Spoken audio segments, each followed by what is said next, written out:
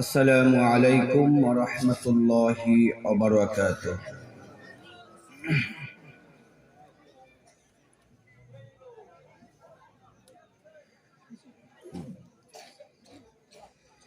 الحمد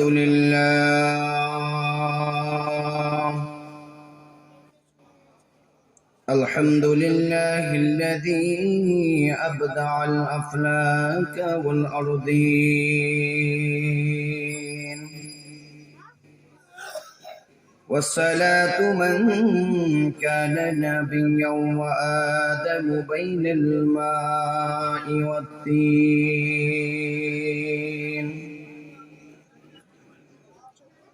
وعلى آله وأصحابه أجمعين.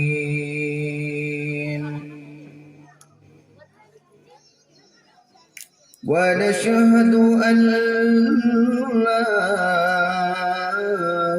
إله إلا الله وحده لا شريك له،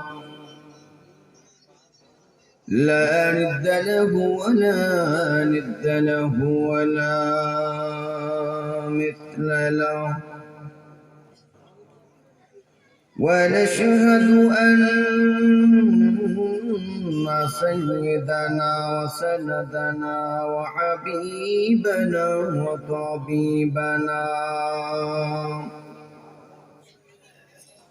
وطبيب قلوبنا ومولانا محمدا عبده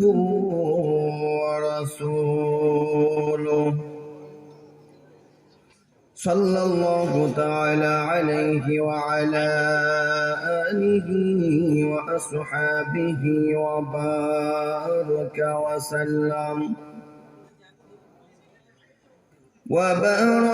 وسلم تسليما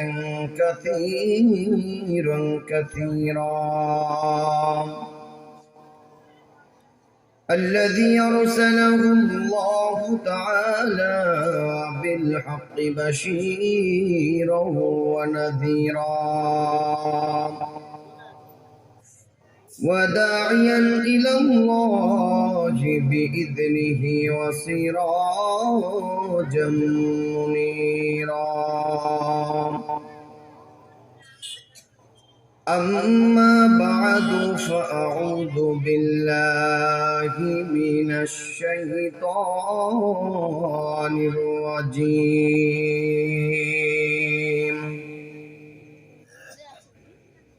بسم الله الرحمن الرحيم. تبارك الذي بيده الملك وهو على كل شيء قدير. الذي خلق الموت والحياة ليبلوكم أيكم أحسن عملا،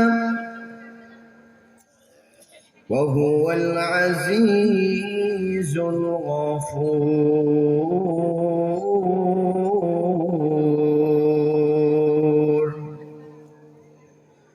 وقال النبي صلى الله عليه وسلم: يا عبد أبي طالب، قل لا إله إلا الله كلمة أشهد أن لك بها عندك يوم القيامة، أو كما قال النبي عليه الصلاة والسلام: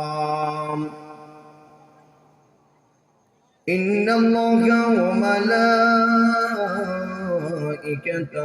يصلون على النبي، يا أيها الذين آمنوا صلوا عليه وسلموا تسليما। সকলেই দুরূদে ইব্রাহিম পড়ি। আল্লাহুম্মা সাল্লি আলা মুহাম্মাদ ওয়া আলা আলি মুহাম্মাদ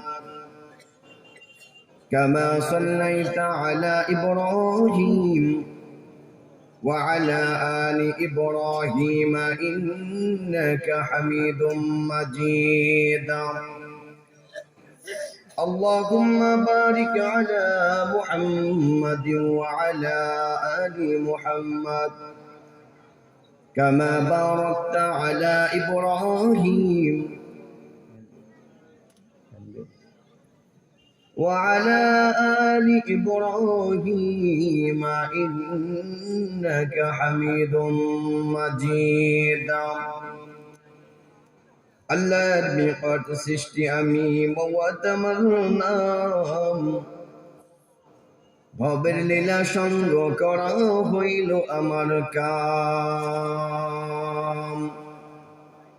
মাতা পিতা হরণ করি এতিম করি হিসাব আওলাদকে হরণ করে কাদাই মা বাবা ভাইকে নিয়ে কাদাই বোন বোনকে নিয়ে ভাই আমার ভীষণ সবল হইতে কারো রক্ষা নাই স্বামী নিয়ে কাদাই বিবি বিবি নিয়ে স্বামী সময় হইলে তোমার নিকট হাজির হইব আমি লা ইলাহা আওয়াজ দিতে হবে লা ইলাহা ইল্লাল্লাহ লা ইলাহা জোরে লা ইলাহা লা ইলাহা লা ইলাহা ইল্লাল্লাহ লা ইলাহা লা ইলাহা ইল্লাল্লাহ লা ইলাহা লা ইলাহা ইল্লাল্লাহ মুহাম্মাদুর রাসূলুল্লাহ সাল্লাল্লাহু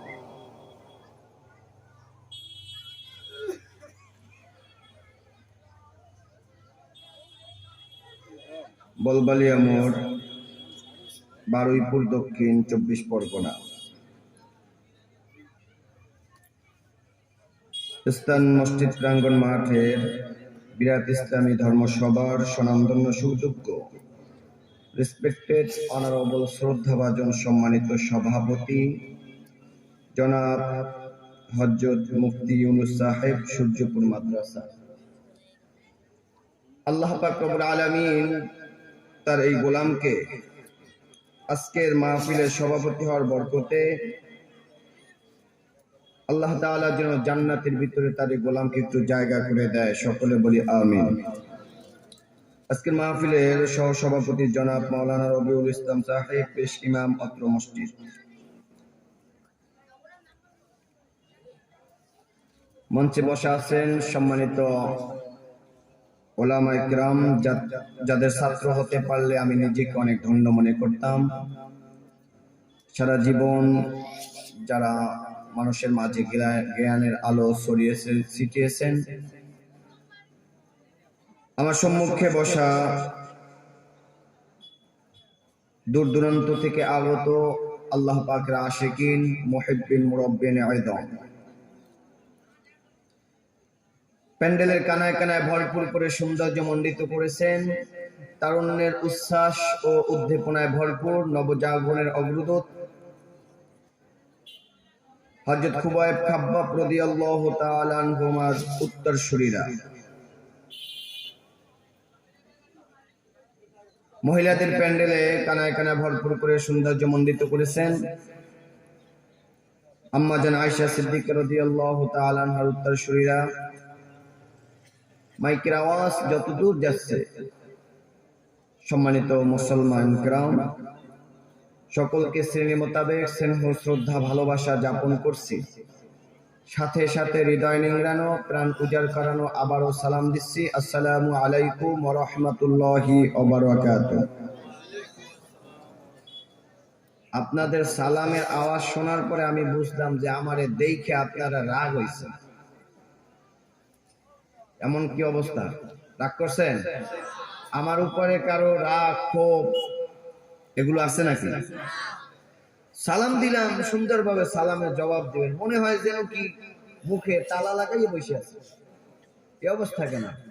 ক্ষুধা লাগছে? ক্ষুধা লাগছে?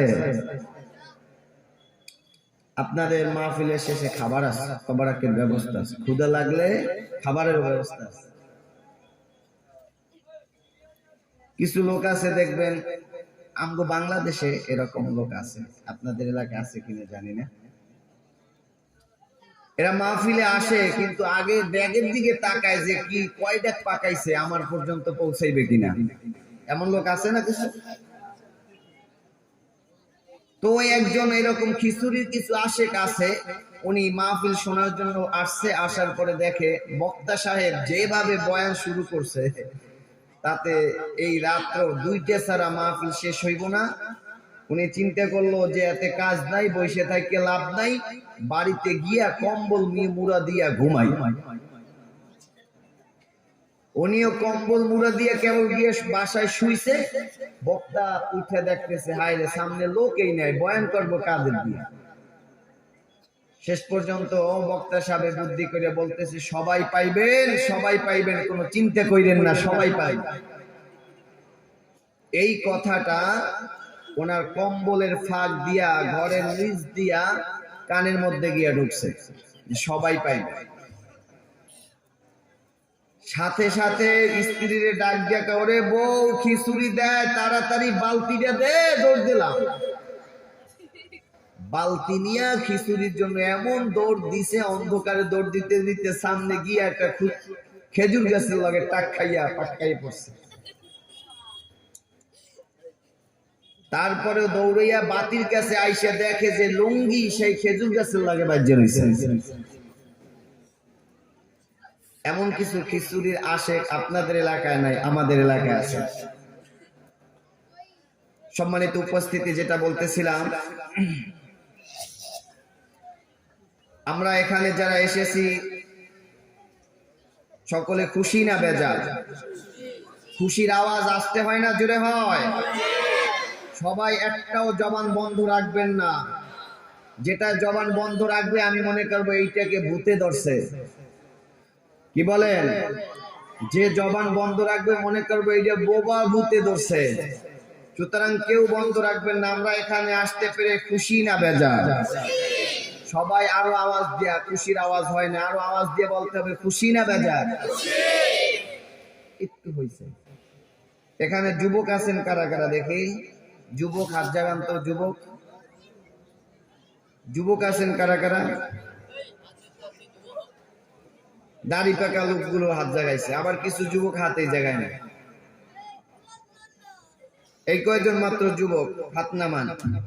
আচ্ছা, বৃদ্ধ আছেন কারা দেখি? বৃদ্ধ, বয়োবৃদ্ধ কিছু লোক আছে এখন পর্যন্ত হাতেই জাগায় না। এরা জীবুত, কি বলে, বৃদ্ধ না যৌবন না, এটা কোন জাত? হ্যাঁ,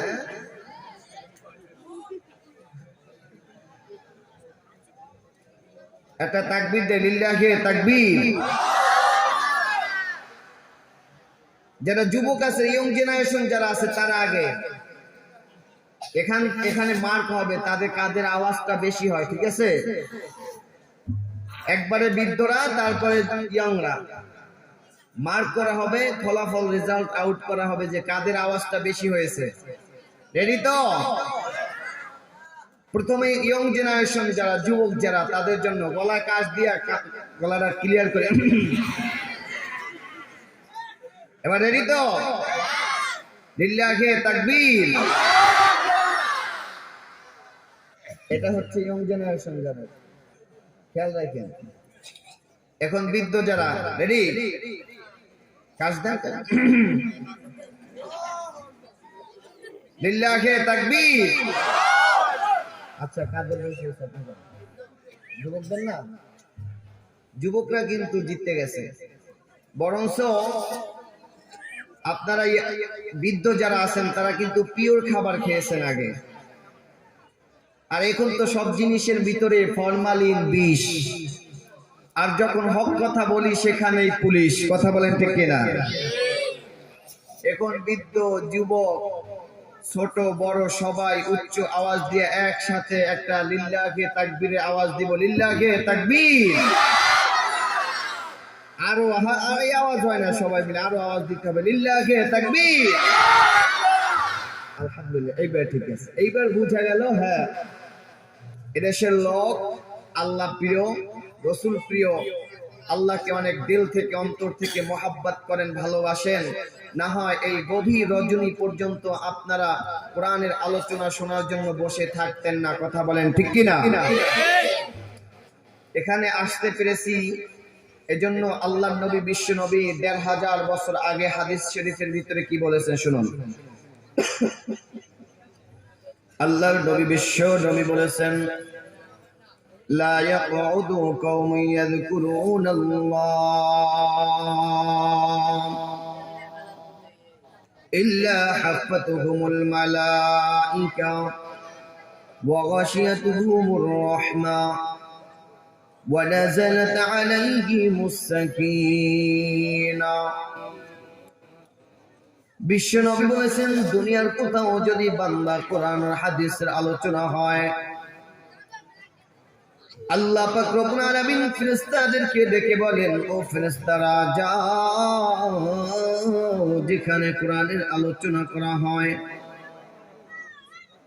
আল্লাহর ফেরেশতারা মালিকের অর্ডার পাইয়া এই মাহফিলের চতুর্পাশে এসে দাঁড়ায়, গোলাকার হয়ে দাঁড়ায়।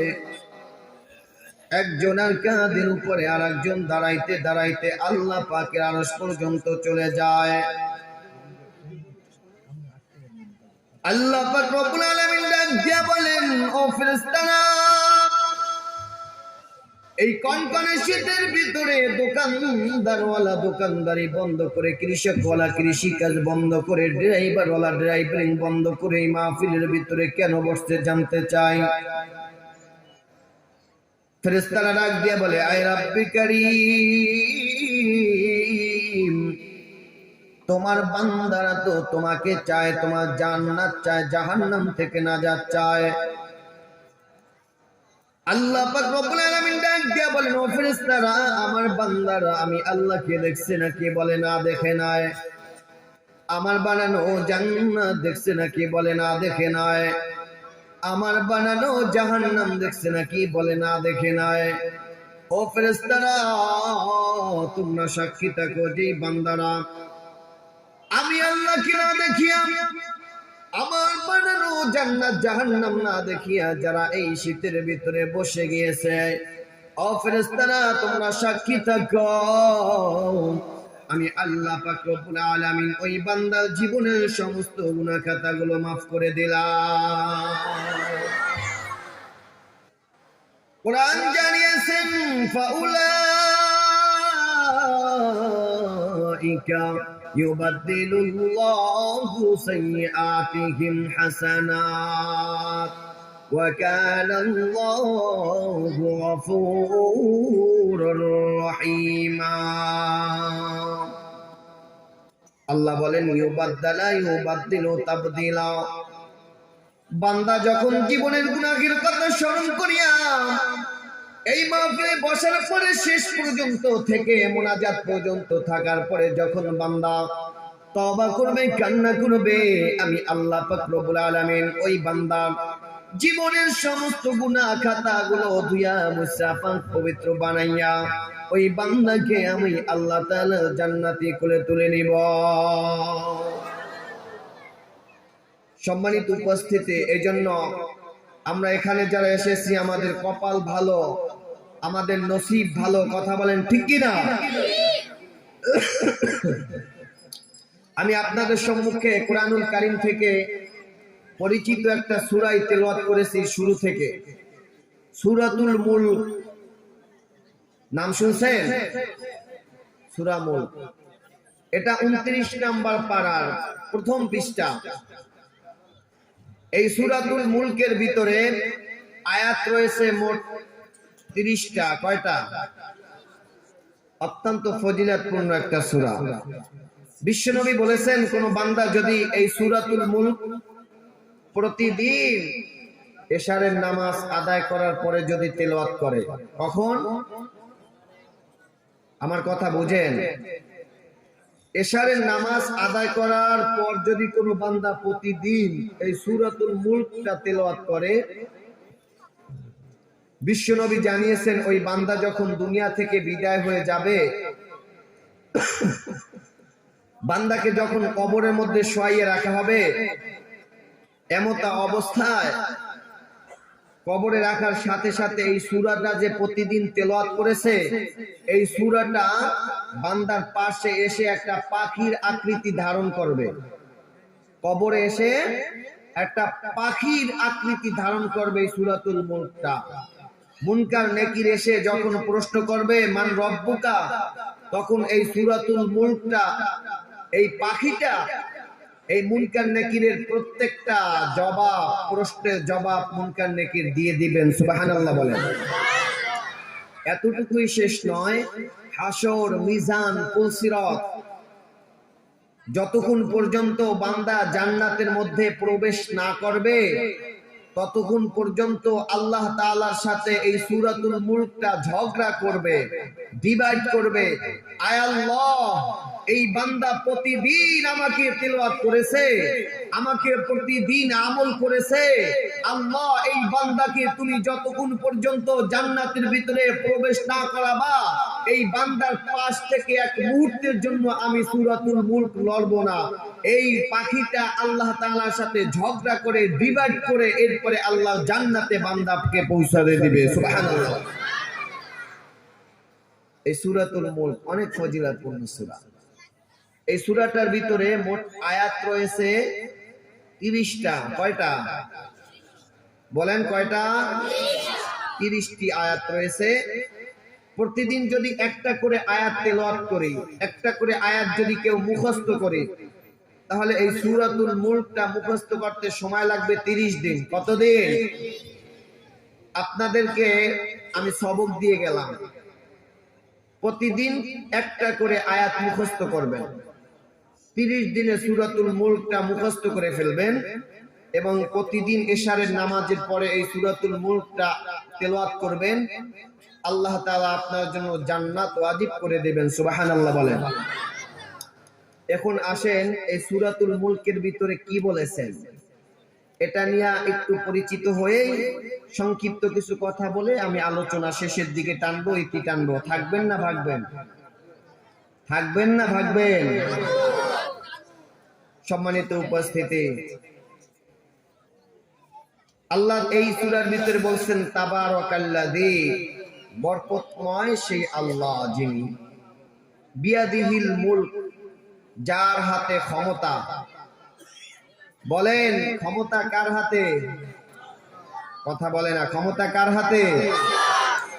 না মোদী সরকারের হাতে? কার হাতে ক্ষমতা? এটাই আল্লাহ বলছেন, ইয়াদুন মানে হাত।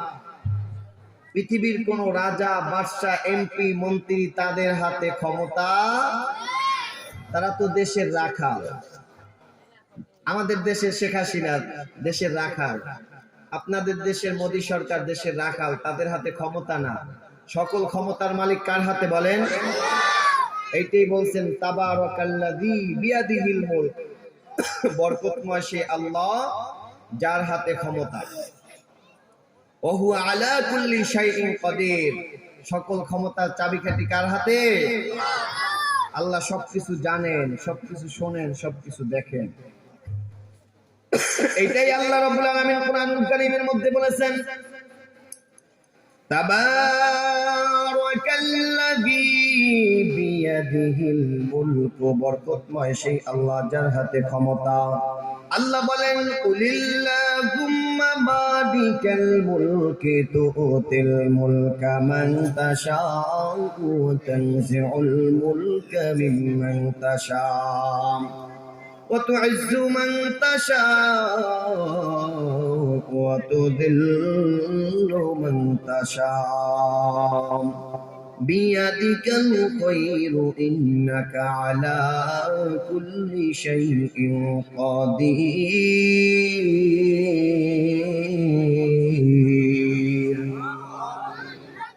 আল্লাহ বলেন কুলিল্লাহুম্মা মালিকাল মুলক, সকল ক্ষমতার মালিক আমি আল্লাহ। ওয়া তুইজ্জু মান তাশা ওয়া তুযিল্লু মান তাশা, আমি আল্লাহ যাকে ইচ্ছা করে ক্ষমতায় বসাই, আর আমি আল্লাহ যাকে ইচ্ছা করে কান ধরে ক্ষমতা থেকে নামিয়ে দেই। এই ক্ষমতাটা কার? পৃথিবীর কত রাজা বাচ্চা আছে যারা ক্ষমতায় বসে দাপট দেখিয়েছে, জনগণের উপরে জুলুম করেছে, অত্যাচার করেছে, মুসলমানের রক্ত নিয়ে হোলি খেলেছে। কথা বলেন ঠিক কিনা? কিন্তু আল্লাহ পাক রব্বুল আলামিন এই সমস্ত ক্ষমতাধর ব্যক্তিদেরও বেইজ্জতি করে, জুতা পিটা করে এরপর ক্ষমতা থেকে নামিয়ে দিয়েছে। আল্লাহ বলেন আন্নাল কুওয়াতা লিল্লাহি জামিআ, সকল ক্ষমতার চাবিকাঠি একমাত্র কার হাতে? আল্লাহ রাব্বুল আলামিন বলেন তাবারাকাল্লাযী বিয়াদিহিল মুলক, বরকত মাশি আল্লাহ। ইয়াদুন মানে হচ্ছে হাত, আমার হাতে ক্ষমতা। কত ক্ষমতার মালিক বান্দা তুমি জানো? আল্লাহ বলেন মা তারা ফি খালকির রহমানি মিন তাফাউত, বান্দা আমি কত ক্ষমতার মালিক। আমার সৃষ্টির দিকে তাকাইয়া দেখো, সৃষ্টির ভিতরে কোনো ভুল নাই, আমার সৃষ্টির মধ্যে কোনো ত্রুটি নাই। আল্লাহ বলেন ফালইয়ানজুরিল ইনসানু মিম্মা খুলিক, বান্দা তোমার নিজের দিকে তুমি তাকাইয়া দেখো, আমি আল্লাহ তাআলা কত ক্ষমতার মালিক, তোমাকে কত সুন্দর করে আমি আল্লাহ তাআলা সৃষ্টি করেছি। কুরআনুল কারীম জানিয়েছেন হাল আতা আলাল ইনসানি হিনুম মিনাদ দাহরি লাম ইয়াকুন শাইআম মাযকুরা, বান্দা তোমার জীবনে কেমন একটা সময় অতিবাহিত হয়নি যখন তুমি উল্লেখযোগ্য কোন বস্তু হিসাবে পরিগণিত ছিলে না।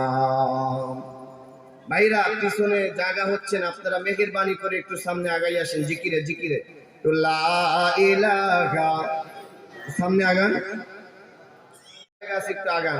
সামনে যেটা আগাবে না একটু ধাক্কা দিয়ে সামনে আগাই, জিকির করে লা ইলাহা।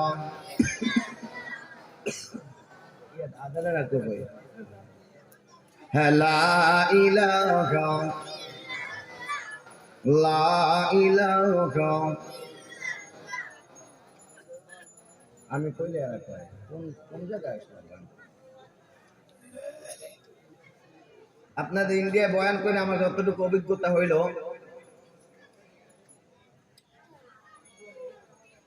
এটা হইলো যে আপনারা বয়ান শুনবেন কিন্তু বক্তার সাথে মাঝে মধ্যে হাও বলবেন না, নাও বলবেন না।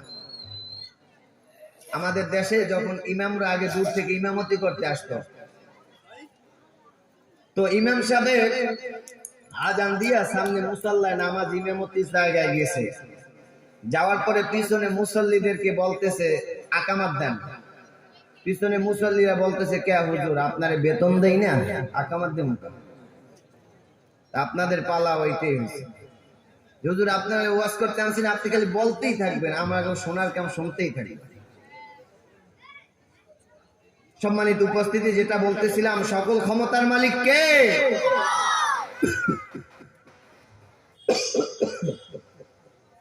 আল্লাহ রাব্বুল আলামিন বলেন বান্দা আমি আল্লাহ তাআলা কত ক্ষমতার মালিক জানো? আল্লাহ বলেন হাল আতা আলাল ইনসানি হিনুম মিনাদ দাহরি লাম ইয়াকুন শাইআম মাযকুরা, বান্দা তোমার জীবনে কেমন একটা সময় অতিবাহিত হয়নি যখন তুমি উল্লেখযোগ্য কোন বস্তু হিসাবে পরিগণিত ছিলে না। যখন তোমার নাম ছিল না, জ্ঞান ছিল না, কথাও বলতে পারতে না, কি খাবে সেটাও তুমি বলতে পারতে না, আল্লাহ পাক রব্বুল আলামিন বলেন ফা ইন্না খলাকনাকুম মিন তুরাবিন থুম্মা মিন নুতফাতিন থুম্মা মিন আলাকাতিন থুম্মা মিন মুদগা। আল্লাহ রাব্বুল আলামিন বলেন বান্দা, তোমার মা বাবার এক ফোঁটা নাপাক পানি থেকে আমি আল্লাহ তাআলা তোমাকে সৃষ্টি করেছি রে মুমিন। এই নাপাক পানি থেকে আমি আল্লাহ রাব্বুল আলামিন রক্ত বানালাম, গোশত বানালাম, পাকা সাউনাল ইযাম লাহমা। গোশত বানানোর পরে আল্লাহ বলেন ফি করারিম মাকিন, সুরক্ষিত একটা জায়গায় তোমাকে আমি আল্লাহ তাআলা রেখে দিলাম। এরপরে আল্লাহ বলেন ওয়াল্লাহু আখরাজাকুম মিন বুতুনি উম্মাহাতিকুম লা তা'লামুনা শাইআ। এরপরে তোমাকে তোমার মার পেট থেকে বাচ্চার আকারে বের করে নিয়ে এসেছি রে মুমিন। দুনিয়াতে আসার পরে তুমি কি খাবে সেটাও তুমি বলতে পারতে না, নরম খাবে সেটাও তুমি বলতে পারতে না, গরম খাবে সেটাও তুমি বলতে পারতে না। আল্লাহ রাব্বুল আলামিন ডাক দিয়া বলেন রে মুমিন, দুনিয়ায় আসার পরে দুনিয়ার কোনো আপেল বিরানি কুমড়া কিছুই তুমি খাইতে পারতে না।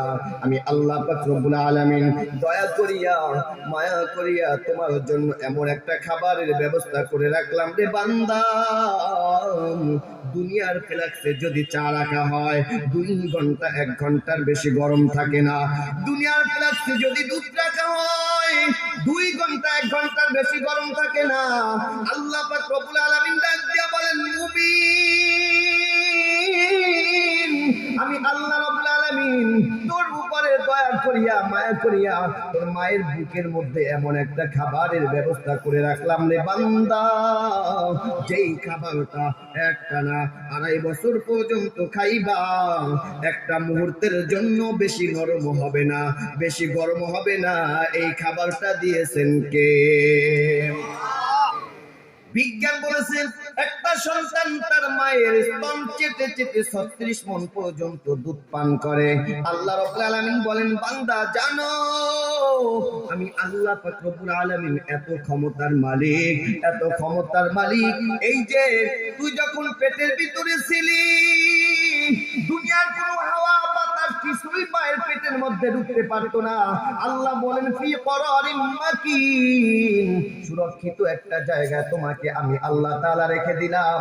এই জায়গায় রাখার পরে বান্দা দুনিয়ার কোনো হাওয়া বাতাস ঢুকতো না, দুনিয়ার কোনো খাবার ঢুকতো না। আমি আল্লাহ তাআলা কুদরতি খাবারের ব্যবস্থা করে দিলাম। এই ক্ষমতা দুনিয়ার কারো আছে? কথা বলেন আছে? আল্লাহ রাব্বুল আলামিন বলেন ওরে মুমিন, আমি আল্লাহ তাআলা কত ক্ষমতার মালিক জানো জানো। तमाम পৃথিবীটাকে আমি আল্লাহ রাব্বুল আলামিন অক্সিজেন দ্বারা ভরপুর করে দিয়েছি, অক্সিজেন দ্বারা ভরপুর করে দিয়েছি। বান্দা তোমার যেন শ্বাস নিঃশ্বাস নিতে কষ্ট না হয়। একটা মানুষ বাঁচার জন্য প্রতিদিন 16 কেজি অক্সিজেনের প্রয়োজন হয়। বিজ্ঞান বলেছে একটা মানুষ বাঁচার জন্য প্রতিদিন 16 কেজি অক্সিজেনের প্রয়োজন হয়। বান্দা তুমি দুনিয়াতে অক্সিজেন কিনতে যাইবা, 1 কেজি অক্সিজেনের দাম 250 টাকা, 16 কেজি অক্সিজেনের দাম 4000 টাকা। এতগুলো অক্সিজেন আমার আল্লাহ পাক রব্বুল আলামিন তোমাকে বিনামূল্যে দান করেছেন একমাত্র আল্লাহ পাকের ইবাদত করার জন্য। শুধু তাই নয় রে মুমিন, একটু বেদাটা খাটাও, চিন্তা করো। আমরা যে আলো দেখতে পাচ্ছি আল্লাহ পাক রব্বুল আলামিন ডাকতে বলেন বান্দা জানো তোমাকে আলো দেওয়ার জন্য আমি আল্লাহ পাক রব্বুল আলামিন যেই সূর্যটা আকাশে ফিট করে রেখেছি, এই সূর্যটা জ্বালানোর জন্য আমি আল্লাহ পাকের প্রত্যেক সেকেন্ডে বিদ্যুৎ খরচ হচ্ছে 30,000 কোটি ফরেনহাইট। এ দিয়েছেন কে? এ ক্ষমতাটা কার? ওরে বান্দা এই জন্যই তো আল্লাহ বলেন তাবারাকাল্লাযী বিয়াদিহিল মুলকু ওয়া হুয়া আলা কুল্লি শাইইন কাদির। বরকত পায় আমি সেই আল্লাহ যার হাতে ক্ষমতা। ওরে মুমিন, আবার তাকাইয়ে দেখেন, দুনিয়ার মানুষের ক্ষমতা আছে আর আল্লাহরও ক্ষমতা আছে। পার্থক্য কি? দুনিয়ার মানুষ ক্ষমতায় বসে 3 বছরের জন্য, দুনিয়ার মানুষ ক্ষমতায় বসে 5 বছরের জন্য, দুনিয়ার মানুষ ক্ষমতায় বসে 15 বছরের জন্য। আমার আল্লাহ পাক রব্বুল আলামিন কি 5 বছরের জন্য ক্ষমতায় বসছেন? 5 বছর, 10 বছর, কত বছরের জন্য? আল্লাহ বলেন, আল্লাহু লা ইলাহা ইল্লা হুয়াল হাইয়ুল কাইয়্যুম। আমি তো সেই আল্লাহ যিনি অনধিকাল পর্যন্ত ক্ষমতায় বসে আছে, আমি অনন্তকাল পর্যন্ত ক্ষমতায় থাকব। দুনিয়াতে ক্ষমতা বসার আরেকটা সিস্টেম দেখেন। বাবা ক্ষমতার চেয়ারে বসেছে, পট করে সন্তানও সেই ক্ষমতায় বসেছে। এটা হচ্ছে পৈতৃক সূত্রে ক্ষমতার মালিক। আমার আল্লাহ পাক রব্বুল আলামিন কি পৈতৃক সূত্রে ক্ষমতার মালিক হইছে কিনা? আল্লাহ বলেন না, কুল হুয়াল্লাহু আহাদ আল্লাহুস সামাদ লাম ইয়ালিদ ওয়া লাম ইউলাদ। আমি তো সেই আল্লাহ যে আল্লাহ ছেলে নাই, মেয়ে নাই, স্ত্রী নাই, পুত্র নাই। আমি আল্লাহ তাআলা কারো থেকে জন্ম নেই নাই, কেউ আমাকে জন্ম দেয় নাই। পৈতৃক সূত্রেও আমি আল্লাহ রাব্বুল আলামিন ক্ষমতার বসি নাই। দুনিয়ার ক্ষমতাবান ব্যক্তি যদি ক্ষমতায় বসার পরে জনগণের উপরে জুলুম করে, অত্যাচার করে, নির্যাতন করে, জনগণ তার বিরুদ্ধে খেপে গিয়ে আন্দোলন করে, মিছিল করে, পিকেটিং করে, করে কি করে না? করে না? রাস্তায় বের হয়ে যায়, আন্দোলন করে। এখন বলেন তো দেখি, আজকে এই সূর্যপুরের মানুষগুলো, এখানের মানুষগুলো যদি আল্লাহ তাআলার বিরুদ্ধে যদি আমরা আন্দোলনে নেমে যাই, আল্লাহর বিরুদ্ধে যদি অবরোধ করি, আল্লাহর বিরুদ্ধে যে অনশন করি, আয় মালিক, আপনি তো অনেকদিন পর্যন্ত ক্ষমতায় বসে আছেন, আর আপনি ক্ষমতায় থাকতে পারবেন না, নামতে হবে, না হয় কিন্তু আন্দোলন করব। তাহলে কি আল্লাহ ক্ষমতা ছেড়ে দিবেন? দিবেন? ছেড়ে দিবেন?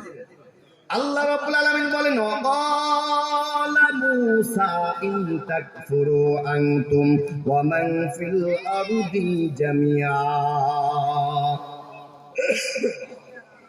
পৃথিবীর সমস্ত মানুষগুলো যদি আমি মালিককে পরাস্ত করতে চাও, তারপরও আমি আল্লাহ তাআলাকে ক্ষমতা থেকে বান্দা নামানো যাবে না। এটাই তো আল্লাহ বলছেন, বান্দা জানো আমি আল্লাহ পাক রব্বুল আলামিন ক্ষমতার মালিক, আমি স্থায়ী ক্ষমতায় বসেছি। আল্লাহ বলেন, হুয়াল আউয়ালু ওয়াল আখিরু ওয়াল যাহিরু ওয়াল বাতিনু। আমি তো সেই আল্লাহ যিনি শুরুতে ছিলাম, আবার শেষেও থাকবো, আবার গোপনে থাকবো, আবার প্রকাশ্যে থাকবে। তিনিই তো আমাদের আল্লাহ। কথা বলেন ঠিক কিনা? আল্লাহর ক্ষমতার কোনো কমতি আছে? দুনিয়ার পৃথিবীর মানুষের একটু পাওয়ার পাওয়ার পরে, একটু ক্ষমতার পাওয়ার পাইলেই জনগণের উপরে অত্যাচার করে, এমনও ঘোষণা দেয় যে মুসলমান দেশের ভিতরে রাখবো না, এমনও ঘোষণা দেয়। কথা বলেন ঠিক কিনা? আল্লাহ বলেন, বান্দা কতদিনের তুমি ক্ষমতা পাইছো?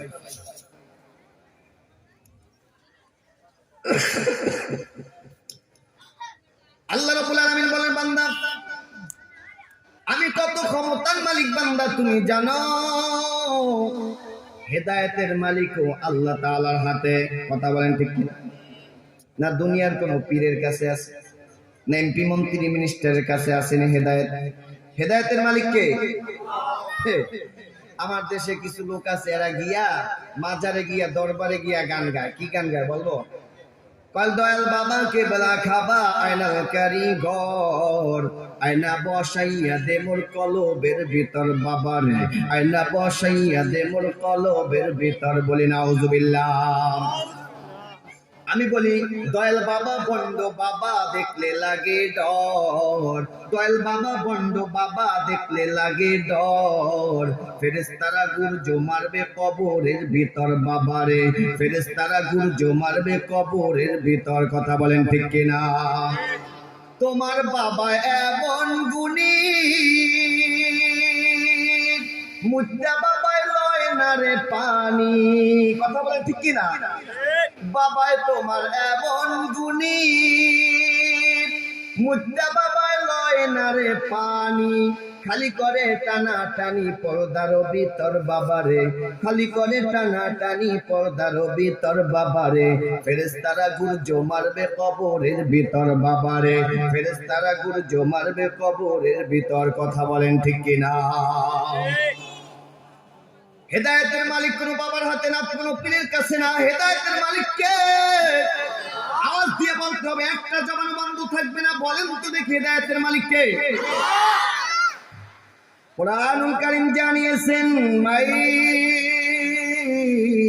ইউদ্লিলিল্লাহু ফালা মুদিল্লা লাহু ওয়া মান ইউদ্লিলহু ফালা হাদিয়া লাহু। আল্লাহ পাক রব্বুল আলামিন বলেন, তামাম আমি আল্লাহ তাআলা যদি কাউকে হেদায়েত দান করি, তামাম পৃথিবীর সমস্ত মানুষ একত্রিত হয়েও তাকে গোমরাহ করতে পারবে না। আর আমি মালিক যদি কাউকে গোমরাহ করে দেই, তামাম পৃথিবীর সমস্ত মানুষ একত্রিত হয়েও তাকে হেদায়েত দিতে পারবে না। আল্লাহ নবী বিশ্ব নবী রাহমাতুল লিল আলামিনের আপন চাচা আবু তালিব আল্লাহ নবীকে এত মোহাব্বত করেছে, নবীকে এত ভালোবাসতো, মোহাব্বত করত।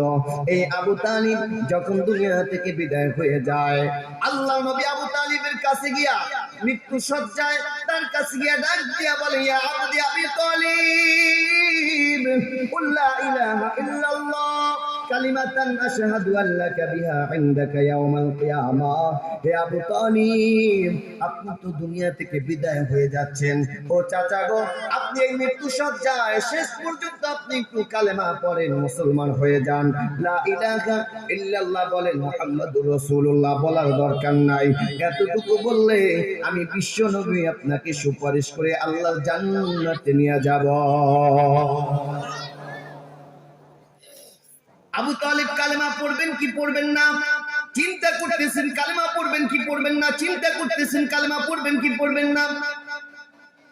পাশে ছিল আবু সুফিয়ান, আবু জাহেল, উতবা, সাইবা। আবু তালিবকে ডাক দিয়া বলে, ও চাচা, সারাটা জীবন আপনাকে নেতা মানতাম, সারাটা জীবন আপনার পিছনে ঘুরতাম, আর আপনি এই মৃত্যুর শেষ মুহূর্তে আপনি মুহাম্মাদের কাছে আত্মসমর্পণ করবেন, হেদায়েত আনবেন, এটা তো মানতে পারি না। আপনি কি চান বাপ দাদার ধর্মের মুখে চুনকালি লাগাইতে? আবু তালিবকে আর ফুলায়। আবু তালিব ছিল নেতা, মৃত্যু সজ্জা, পাশে ছিল পাতি নেতা, পাতি নেতারা নেতারে ফুলায়। কথা বলেন ঠিক কিনা? এখনো সমাজের ভিতরে দেখবেন নেতা যতটুকু ফলে তার চাইতে পাতি নেতার দাপটে রাস্তা দিয়ে হাঁটাই যায়, আছে না নাই? ওই যে এক নেতার সাথে আর একজন পাতি নেতা নিয়া, এই কথা বলেন না ভাই, প্লিজ কথা বলেন না। তো নেতা বিয়া করতে গেছে পাতি নেতা নিয়া, মাইয়ে দেখতে গেছে। এখন মাইয়ের বাবা জিজ্ঞাসা করতেছে ছেলেকে, খেয়াল করেন কথাটা, ছেলেকে জিজ্ঞাসা করতেছে, বাবা তুমি তো মেয়ে দেখতে আসছো, আমার মেয়ে তো মাস্টার শেষ করেছে, অনার্স করেছে, আচ্ছা বলো বাবা তুমি পড়াশোনা কতটুকু করেছো? এইবার নেতায় বলতেছে, আঙ্কেল পড়াশোনা তো কোন রকম করছি, অনার্সটা শেষ করছি, মাস্টার্স করতে পারি না, এই কোন রকম করছি। পাশে তো পাতি নেতা ছিল, হে ডাক দিয়ে বলতেছে, কি কন কাকা, এর তো লেখাপড়া পৃথিবীতে যা আছে সব তো শেষ। চাচা ডাক দিয়ে বলতেছে, আচ্ছা বুঝতে পারছি, তাহলে আচ্ছা আমার তো মোল্লা গোষ্ঠী, এই জায়গা জমি কোনো কিছু রকম আছে, বলো তো বাবা তোমার কতটুকু জায়গা আছে, জমি কতটুকু করছে? তো ছেলে ডাক দিয়ে বলতেছে, আঙ্কেল আমার তো ওই রকম কিছু করতে পারি না, মোটামুটি কিছু সম্পত্তি করেছি, বাবারও কিছু ছিল, এই আছে আর কি মোটামুটি। পাশে পাতিটা ডাক দিয়ে বলতেছে, কি কন আমনে, ওর তো এই যে চকিদার গোষ্ঠী যত সম্পদ তাদের সব তো ওর। আচ্ছা বুঝতে পারছি। এখন বলতেছে, আচ্ছা তুমি চাকরি করো, কি চাকরি? তো নেতা বলছে ছোট্টখাটো একটা চাকরি করতেছে। পাতিটা ডাক দিয়ে বলে, আরে চাচা আমি কারে কর, এটা তো বিশাল অফিসার, হেরে যে দেখে সেও স্যার বলে, সেলুট দেয়, পাগলেও সেলুট দেয়। এই কথা বলতে বলতে গিয়া হঠাৎ করে ছেলে একটু কাজ দিছে, যে বিয়া করতে গেছে করে একটু কাজ দিছে। কাজ দেওয়ার সাথে সাথে এবার ওই মেয়ের বাবা জিজ্ঞাসা করতেছে, আচ্ছা বাবাজি তোমার কি কাশি আছে নাকি? পাশের পাতিনিতে ডাক দেওয়া, কি কম চাচা, খালি কাশি না যক্ষাও আছে। কোন কি বিয়া হইব? বিয়া হবে? আমাদের দেশেও দেখবেন কিছু পাতি নেতা আছে, নেতার চাইতে পাতি নেতার আরো ক্ষমতা বেশি, ভাতের চাইতে ডাইলুসা। কথা বলেন ঠিক কিনা?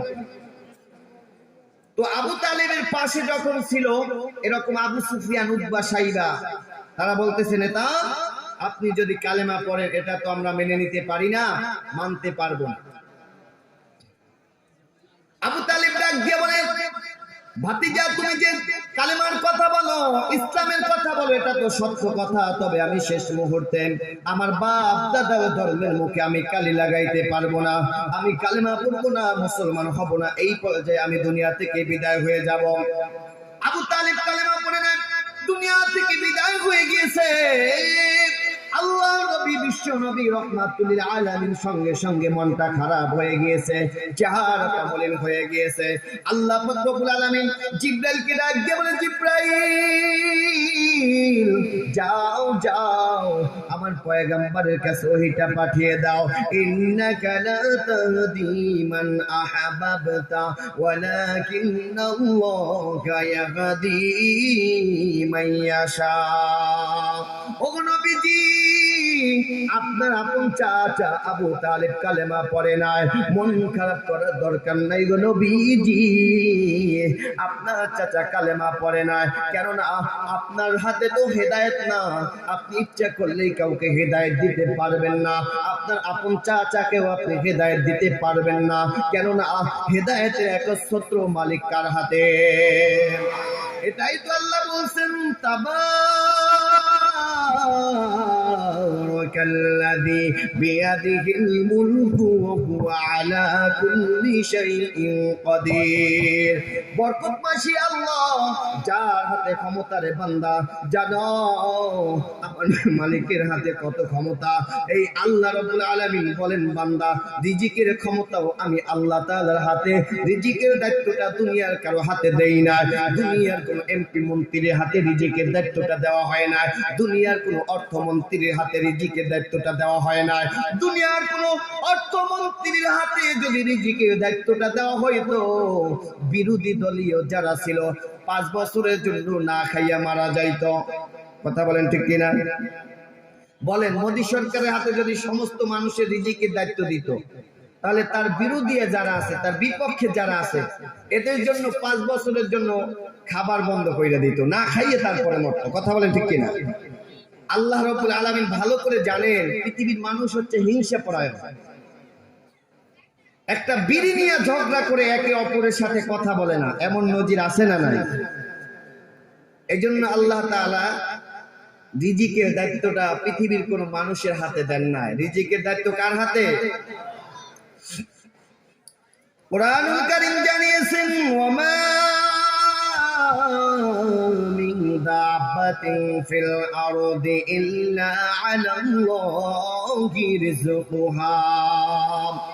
পৃথিবীতে যত বিচরণশীল প্রাণী আছে, সমস্ত প্রাণীর রিজিকের দায়িত্বটা আল্লাহর হাতে রেখে দিয়েছে। দুনিয়ার কোন পুলিশের হাতে রিজিকের দায়িত্ব আল্লাহ তাআলা দেন নাই। পুলিশ, আপনাদের দেশের পুলিশ তো ভালো, আমাদের দেশের পুলিশ এমন পুলিশ যে মনে করেন ঘুষ তো খাইবই খাইবো, এরপরে তোগাইয়ে যদি কয় যে না কোনো টাকা টোকা কিছু নাই, তাহলে কয়েকটা বিড়ি দিয়ে যায়, লাস্টে বিড়িটাও ঘুষ খায়। বিড়িও যদি থাকে তাহলে জামা উল্টেই দেয়, কয়েক চুলকেই দিয়ে যায়, মানে চুলকানো ঘুষ। দুনিয়ার কোন পুলিশের হাতে আল্লাহ রিজিকের দায়িত্ব দেন না। পুলিশের হাতে যদি আল্লাহ তাআলা রিজিকের দায়িত্বটা দিত গো, তাহলে পৃথিবীর মানুষ না খাইয়া মারা যাইত। এজন্য আল্লাহ পাক রব্বুল আলামিন বলেন, ওয়াল্লাহু ইয়ারযুকু মান ইয়াশাউ ওয়া ইয়াকদির। আল্লাহ বলেন, আমি আল্লাহ যাকে ইচ্ছা করি রিজিক প্রশস্ত করে দেই, আবার আমি আল্লাহ যাকে ইচ্ছা করি রিজিক সংকীর্ণ করে দেই। রিজিকের মালিক কে? এই तमाम পৃথিবীটা শাসন করেছেন চারজন বাদশা।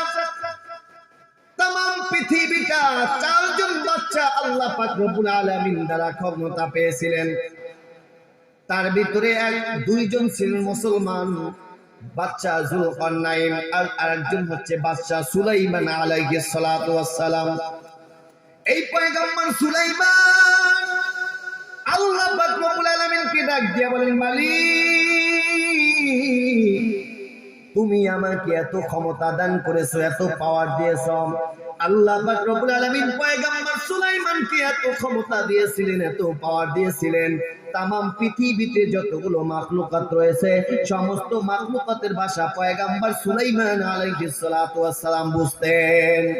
এই সুলাইমান আলাইহিস সালাতু ওয়াস সালাম আল্লাহ পাক রব্বুল আলামিনকে ডাক দিয়ে বলে, আয় আল্লাহ, तमाम পৃথিবীর তুমি আমাকে শাসনকর্তা বানিয়েছো, তুমি যদি অনুমতি দাও তাহলে আমি तमाम পৃথিবীর সমস্ত মাখলুকাতকে একটা বেলা খাবার খাওয়াতে চাই। কয় বেলা? আয় আল্লাহ, তুমি যদি অনুমতি দাও तमाम পৃথিবীর সমস্ত মাখলুকাতকে একটা বেলা খাবার খাওয়াতে চাই। আল্লাহ পাক রব্বুল আলামিন ডাক দিয়ে বলেন, সুলাইমান, तमाम পৃথিবীর সমস্ত মাখলুকাতকে খাবার খাওয়াবা তো দূরের কথা, আমার যে ক্ষুদ্র একটা মশা প্রাণী আছে এই মশারেও এক বেলা খাবার খাওয়াতে পারবা না। আল্লাহ পাককে পয়গম্বর সুলাইমান ডাক দিয়ে বলে, ওগো মালিক, তুমি আমাকে একটু অনুমতি দাও, আমি পারবো খাওয়াতে। আল্লাহ পাক বলেন, তা করে অনুমতি দিলাম। আল্লাহর অনুমতি পাইয়া পয়গম্বর সুলাইমান নবী পৃথিবীতে যতগুলো জিন আছে জিনদের বাচ্চাকে অর্ডার করেছে, যাও যাও খাবার 6 মাস আগ থেকে স্তূপ করো, রেডি করা শুরু করে দাও, আমি সমস্ত মাখলুকাতকে একটা বেলা খাবার খাওয়াতে চাই। আল্লাহু আকবার বলেন, আরো জোরে আল্লাহু আকবার। 6 মাস আগ থেকে খাবার খাওয়াবেন, পাহাড় পরিমাণ খাবার স্তূপ করতেছে। জিনের যেই খাবার আলাদা আলাদা রান্না করতেছে, মানুষ যেই খাবার খাবে আলাদা আলাদা রান্না করতেছে, মাছে যেই খাবার খাবে আলাদা আলাদা রান্না করতেছে। পয়গম্বর সুলাইমান নবী যেদিনকে খাবারের ডেট করা হয়েছে, যেদিনকে খাবার খাওয়াবে সেই দিনকা জিনদের বাচ্চাকে ডাক দিয়ে বলতেছে, আজকে তো খাবার খাওয়ানোর ডেট, খবরদার কেউ যেন লাইন ছেড়ে না আসে, লাইন ধরে ধরে খাবার দিবা, লাইন যেন ভঙ্গ না করে। এই কথা বলার পরে সমস্ত মাখলুকাত লাইন ধরেছে। হঠাৎ করে সমুদ্র থেকে বিশাল একটা মাছ পয়গম্বর সুলাইমান নবীকে ডাক দিয়ে বলেন, ওগো নবী, আমার খুব ক্ষুধা পেয়েছে, আমার খুব ক্ষুধার যন্ত্রণা পেয়েছে, আপনি আমাকে খাবারের ব্যবস্থা করে দেন, খাবার দেন। সুলাইমান পয়গম্বর ডাক দিয়ে বলে, ওরে মাছ, তুমি যেহেতু মাছ, মাছ যেখানে লাইন ধরেছে সেখানে গিয়া দাঁড়াও। মাছটা পিছনের দিকে তাকাইয়ে দেখে এত বিশাল লাইন, এই লাইনের পিছনে গিয়ে যদি দাঁড়ায় কিয়ামত পর্যন্ত আমার খাবার হবে না। সুবহানাল্লাহ বলেন। পয়গম্বর সুলাইমানকে ডাক দিয়ে বলেন, ও সুলাইমান, আপনি মাত্র একটা বেলা আমাকে খাবার খাওয়াবেন, লাইন ধরতে বলতেছেন, আর আমার মালিক প্রতিদিন আমাকে খাবার দিচ্ছে, জন্ম থেকে আজ পর্যন্ত আমাকে লাইন ধরতে বলে না। ও পয়গম্বর সুলাইমান, আজকে যদি আমি লাইন না ধরার অজুহাতে যদি আমি ক্ষুধার যন্ত্রণায় যদি মারা যাই, কাল কিয়ামতের ময়দানে আল্লাহর আদালতে দাঁড়াইয়া আপনার বিরুদ্ধে আল্লাহর আদালতে মামলা দায়ের করব। কাকে বলছেন আপনার বিরুদ্ধে মামলা দিব? তামাম পৃথিবীর যিনি শাসনকর্তা, তাকে বলছেন যে আপনার বিরুদ্ধে মামলা দিব, আপনি কি পারবেন? আপনি পারবেন ক্ষমতাধর ব্যক্তির কাছে গিয়ে, এই বেড়া তুমি যে জনগণের মাল মারিয়ে খাও, তোমার বিরুদ্ধে কিন্তু যে মামলা দিব? বলতে পারবেন? বলতে তো পারবেনই না, বললে যদি ঘর পর্যন্ত আসতে পারবেন এর মধ্যে ঠুস। কথা বলেন ঠিক কিনা? পয়গম্বর সুলাইমান আলাইহিস সালাতু ওয়াস সালামকে বললেন, সুলাইমান, আজকে যদি লাইন না ধরার অজুহাতে যদি আমি ক্ষুধা যন্ত্রণায় মারা যাই, আল্লাহর আদালতে দাঁড়িয়ে আপনার বিরুদ্ধে মামলা দিব। এই কথা শোনার সঙ্গে সঙ্গে পয়গম্বর সুলাইমান ভীত সন্তুষ্ট হয়ে গিয়েছে। আহা, আল্লাহর আদালতে মামলা দিবে, আমার তো অবস্থা খারাপ হবে। সঙ্গে সঙ্গে জিনদের বাচ্চাকে ডাক দিয়ে বলে, যাও যাও, ওকে তাড়াতাড়ি খাবারের ব্যবস্থা করে দাও। এবার ওরে খাবারের ব্যবস্থা করার জন্য একটা রোস্ট নিয়ে আসলো। আস্তা গরুর একটা রোস্ট নিয়ে এসেছে, মাছটার মুখের মধ্যে ঢেলে দিয়েছে। আমরা যেমন ট্যাবলেট খাই না, ক্যাপসুল, ক্যাপসুলের মতো মাছটা আস্তে আস্তে একটা গরু গিলে ফেলাইছে। আল্লাহু